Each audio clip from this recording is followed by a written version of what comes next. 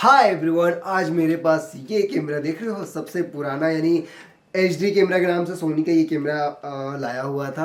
यानी कि सबसे शुरू में जब HD कैमरा जब सबसे शुरू में जब लॉन्च हुआ था सूरजपुर में, सबसे पहले ये कैमरा हमने लाया। और ये देख सकते हो, इस कैमरे के लाने के बाद तो थोड़ा सा हलचल भी हो गया, यार ये कैमरा ले आया वाला चीज़ था। लेकिन गाइस, ये जो कैमरा देख रहे हो, हम लोगों ने वेडिंग का शूट इस तरह से कुछ इस तरह पकड़ के कुछ इस तरह से हम शूट किया करते थे। अब जरा सोचो, इस तरह की ये बड़ा कैमरा हम इस तरह से पूरा शूट किया करते। कई सारे हम न्यूज़ चैनल में भी काम करते थे पापा, तो कई सारे इस तरह के हम मल्टीमीडिया पे हम काम किए हैं और बड़ा मज़ा आता था। इस तरह से हम लोग इस तरह से कई घंटों घंटों ऐसे खड़े रहते थे हम लोग HD कैमरा को लेके। ये हो गया, फिर या फिर हम पूरा रात रात भर वेडिंग शूट किया करते थे कुछ इस पोजीशन में। फिर एक टेक्निक और है, तो कुछ इस तरह, मैं तो इस तरह ऐसे कई बार फंसाता था और ये बिल्कुल इस एंगल पे रहता था। तो अलग अलग टेक्निक से हम कई सारे हम शूट किया करते थे वेडिंग के।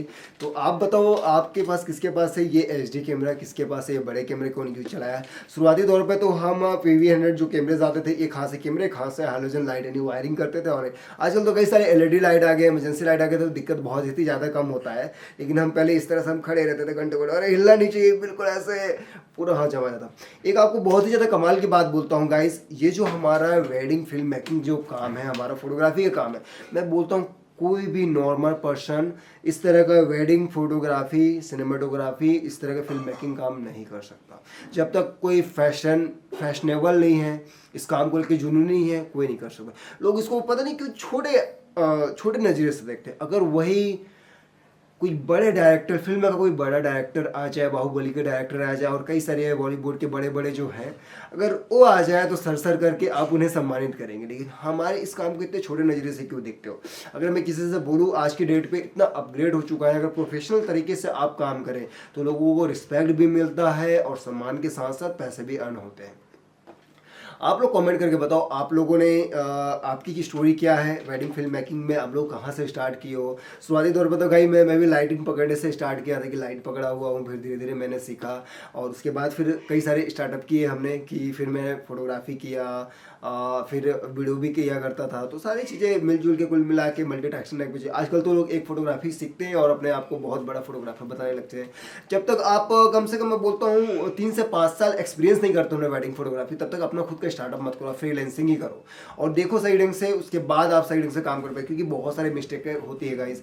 अभी कई सारे जो नए नए स्टार्ट करते हैं, कई सारे डाटा को सही ढंग से सेव करना, उसको पोस्ट प्रोडक्शन में करना और बहुत सारी छोटी छोटी प्रॉब्लम्स होती हैं। अगर आप उसे सही ढंग से सीख के काम नहीं करते तो बहुत सारी चीज़ों में फंस जाओगे।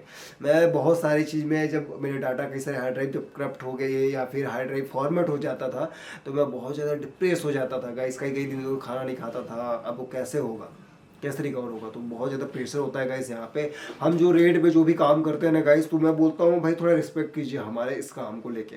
मैं इसलिए कभी भी मुझे इसके लिए बोला देता हूँ,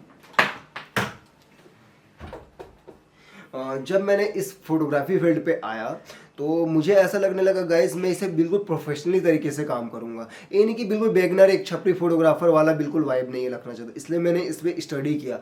मैं बोला अगर मैं अब सर्टिफिकेट चाहिए तो मुझे अपने फोटोग्राफी से पढ़ाई से रिलेटेड ही चाहिए। इसलिए मैं रायपुर गया। उसके बाद मैंने ऑनलाइन कई सारे कोर्सेज किए, कई सारे स्टडी किया करता था, कई सारे मैं पोर्टफोलियो अपने बनाया, कई सारे फैशन शो इवेंट्स के मैंने काम किए। और फिर मैंने सबसे पहले मेरे इंटरनेशनल कॉलेज था, दिल्ली कॉलेज, जो बहुत ही ज़्यादा हाई बजट के सब कॉलेज हैं। तो ये मेरा ड्रीम कॉलेज था। तो इसमें मैंने फिर 2 साल के बाद मुझे मौका मिला और मैंने खुद जो पैसे कमाए थे इस वेडिंग में, उसमें कई सारे पापा से भी लिए और कुछ अपने से भी लगा के मैंने खर्चा किया। और कुल मिला के मैं दिल्ली में अपने लाइफ का फुल एंजॉय किया। और मैंने जो एक्सपीरियंस मुझे करना चाहिए था मेरे दिल्ली कॉलेज के, इंटरनेशनल कॉलेज का, मैं उसका सर्टिफिकेट मुझे लेके आया और मैंने अपनी पढ़ाई कंप्लीट की और बहुत ही ज़्यादा एक्साइटमेंट हूँ। आप लोग बताओ, आप लोगों की क्या जर्नी रही है और इस सोनी कैमरे से की क्या जर्नी रही है? आप लोग मुझे कमेंट करके बता सकते हो। और आप लोगों किस किस के पास ये कैमरा है मुझे कमेंट करके बताओ।